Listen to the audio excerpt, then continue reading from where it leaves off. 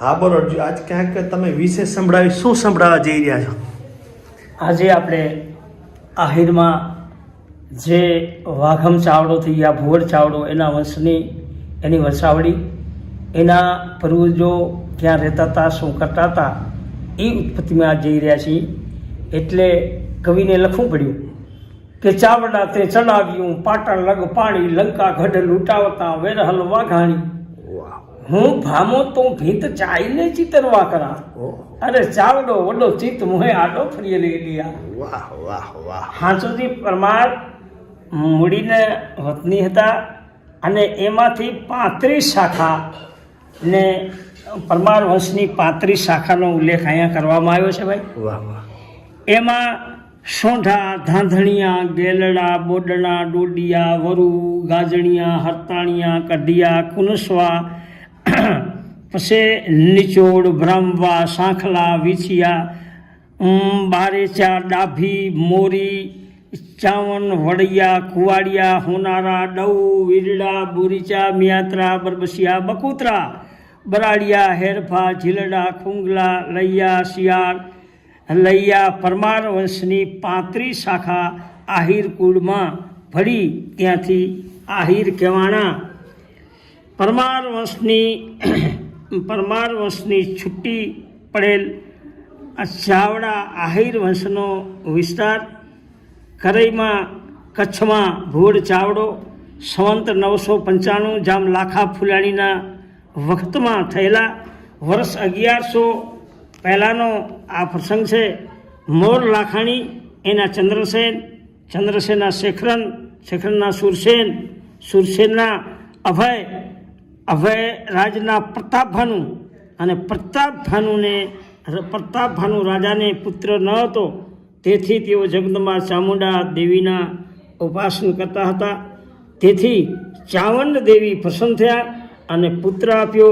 તેથી પ્રભાત ભાનુ એ પુત્રનું નામ ચાવંડ દેવીએ આપ્યાથી ચાવંડ રાવ રાખ્યું એવું મત છે. અને ત્યાંથી ચાવંડ રાવ થયા અને ત્યાંથી ચાવડા એવી શાખ પડી.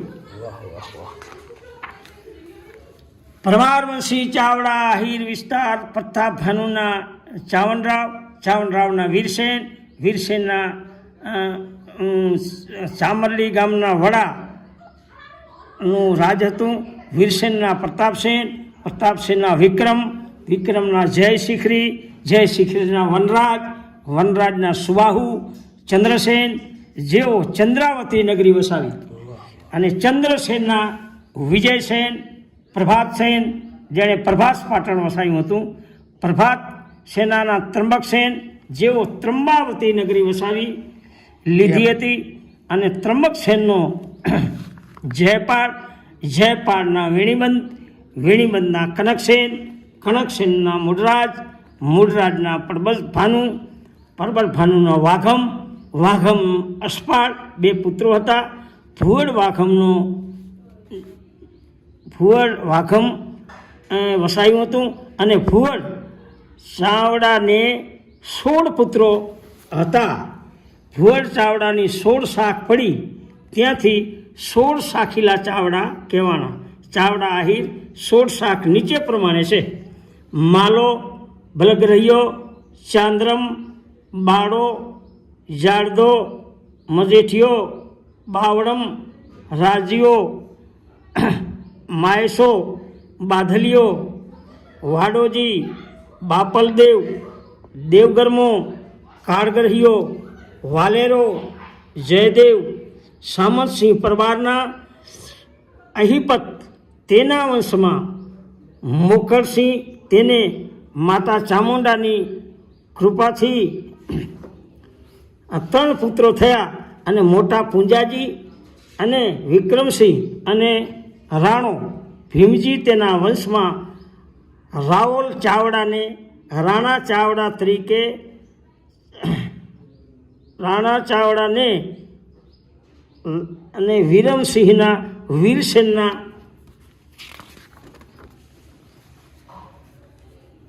તેણે બાહુબળથી ઘણો પ્રદેશ જીતી લીધો. વડા ચમારણીના રાજગાદી સ્થાયી વીરસેનના વિક્રમ નામે પુત્ર થયા. તેને ન્યા જયશિખરી થયા અને તેઓ પંચાસરમાં ગાદી થાપી. ત્યાં રાજ કર્યું. તેના વનરાજ ચાવડો થયા. તે વિક્રમ સન 802ની સાલમાં વિક્રમ સંત 802ની સાલમાં વૈશાખ સુદ બીજને સોમવારે અણહિલપુર પાટણની ગાદીએ બેઠા. અણહિલપુર પાટણ, અણહિલ ભરવાડ હતો. પાટણની ગાદીએ બિરાજ્યા. વનરાજના કુંવર યોગરાજ થયા. તે વિક્રમ સંવત 662 એટલે 862માં ગાદી ઉપર આવ્યા. તેને 3 પુત્રો હતા. ક્ષેમરાજ જે વિક્રમ સંવત 847માં ગાદી આવ્યા. તેના ચંદ્રસેન જેના પ્રભાતસેન જેણે મણિબંદર મિયાણી રૈયા અને સૌથી નાના ભાઈ વેણીબંધના કનકસેન તેણે ગીરમાં કનકાવતી નગરનો કિલ્લો બંધાવી અને માતાજી કનકાઈ માનું મંદિર બંધાવ્યું, જેનો હાલ ઉજ્જડ ટીંબો સિંગવડા નદીના કાંઠે આજે મોજૂદ છે. કનકસેનના પ્રભાતસેન થયા.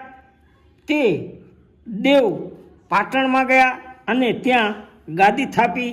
પાછળથી પ્રભાતસેન સાવડા નામ ઉપરથી દેવ પાટણે પ્રભાસ પાટણ તરીકે ઓળખાવા લાગ્યું અને પ્રભાતસેનના પરબળ થયા. તેને 2 પુત્રો થયા, વાઘમ અને અસ્પાર.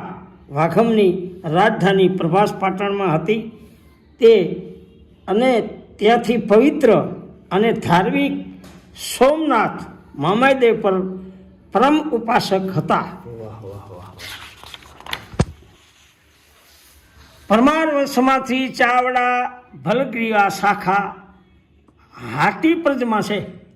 તેના ગોત્ર તો પરમાર વંશમાં આપેલ છે. ચાવડાનો છેલ્લો રાજા ભુવડ. તે ભુવડને કપાળગોર સામે વાંધો પડ્યો. ત્યાંથી ગોર ભુવડ ગામથી નીકળી અને પાટણીને મળ્યો. તે પટણીનું લશ્કર લઈ ભુવડ ગામના સાવડા ઉપર ચડાઈ કરી અને દરમિયાન ભુવડની તમામ માહિતી કપાળગોરે આપી હતી અને પટણી લોકો ભુવડ પર તૂટી પડ્યા અને આમાં સાવડા ઘણા કામ આવી ગયા એવો અહીંયા દાખલો છે.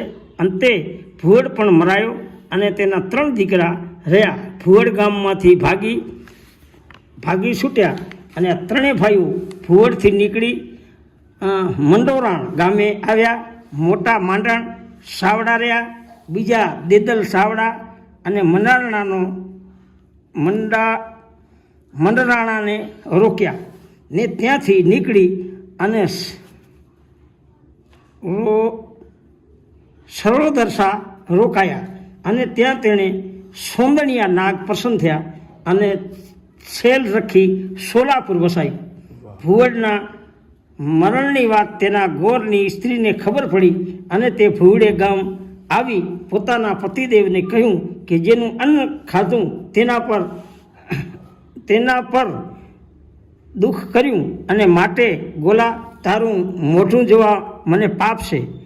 આ મહાપાપ માની અને ગોરની સ્ત્રી ભુવડ સાવડા પાછું સતી થયા. તેને હાલમાં 3 શાખના ચાવડા કુળદેવી માને છે. જે પોતાને ગોલો કહ્યો તે ગોલા ગોર તરીકે આજે પણ ઓળખાય છે. તે શાખના બ્રાહ્મણો જાનડી ગામે રહે છે. જાનડી ગામ ક્યાં હશે ભગવાન જાણે. માંડણના લાખોના 4 દીકરા થયા. મોટો જસો, હીરો, રામ અને રાજુ. મંડોરના નીચે 10 ગામ કમાયા. જસાની ભલાપ ઉપરથી ભલગ્રહિયા શાખ પડી. ભલગ્રહિયાના વંશમાં દેવા ભલગ્રહિયા થયા. તેમની પાસેથી મંડોરના છૂટી ગયું અને તેમણે ભંડોરી ગામે પાસે ગામ વસાયું. તેનું નામ દેગામ રાખ્યું.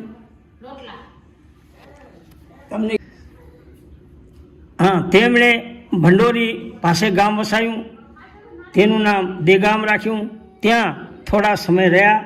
પછી ભાટે તેમને આવેચા ગામ રહેવા માટે આગ્રહ કર્યો. તેથી તેણે આબેચામાં વાસિંગણા કર્યું અને તેમાં હમીર ભલગ્રહ્યા અને પહેલાં થયા અને ભલગ્રહ્યા ચાવડાને અવેચા ગામે મૂળ ગ્રાસની જમીનનો ભોગવટો કરે છે. ચાવડાની શાખામાંથી સોલા જંડાળિયા જુદી પડે છે અને ભુવડ ચાવડાએ વસાવેલું ચાવલ હાલનું ભુવા ટીંબી નામે ગામ છે. અને ભુવડ પરલોકવાસ કર્યા પછી તેની રાણી વાગમતીએ ભુવડ ચાવડાને નામે એક તળાવ ખોદાવ્યું છે.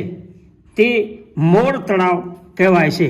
ભુવડ ગામ ઉજળ થવા પછી સૂત્રાપાડાના કારડિયા હમીરે ઈસવીસન 1839 તે વસાવ્યું. તે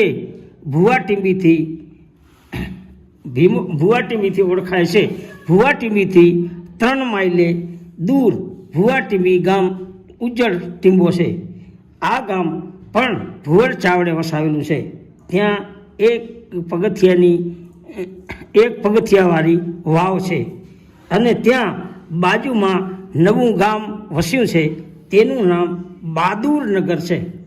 ભુવડ ચાવડા યુદ્ધમાં કામ આવ્યા પછી સોલા ચાવડે સોલાપુર વસાયું અને તેના વંશના સોલા ચાવડા થયા. તે પછી હાટી પ્રજમાં ભળ્યા અને તેના સોલા થવાથી ત્યાંથી માળિયા હાટીના નામ પડ્યું. વાહ વાહ વાહ વાહ. હવે આ ભુવડ ચાવડાના દીકરાનું નામ કહેતા હતા? આવી આવી ગયા ને? વાહ વાહ વાહ. તો હવે આ હતો ચાવડા વંશનો અમર ઇતિહાસની વંશાવલી ને? હા. વાહ વાહ વાહ. મિત્રો કાંઈ પણ સારું લાગ્યું હોય, બહુ મહા મહેનત પડતી હોય છે. આટલો બધો અમર ઇતિહાસ ક્યાંથી? વિક્રમ સંવત 800 થી 1800 સુધીનો ખરેખર જે 1100 વર્ષ પૂર્વેનો અમર ઇતિહાસ ચાવડાઓનો વાંચ્યો, બહુ મહા મહેનત પડતી હોય છે. તો મારી એક વિનંતી છે, આમાં કાંઈ પણ સારું લાગ્યું હોય તો વિડીયોને જરૂરથી શેર કરજો. એમાં ખાસ કરીને જે ચાવડા વંશ હોય એની તો ભૂલાય નહીં એવી મારી એક દિલથી પ્રાર્થના છે. જય હિન્દ.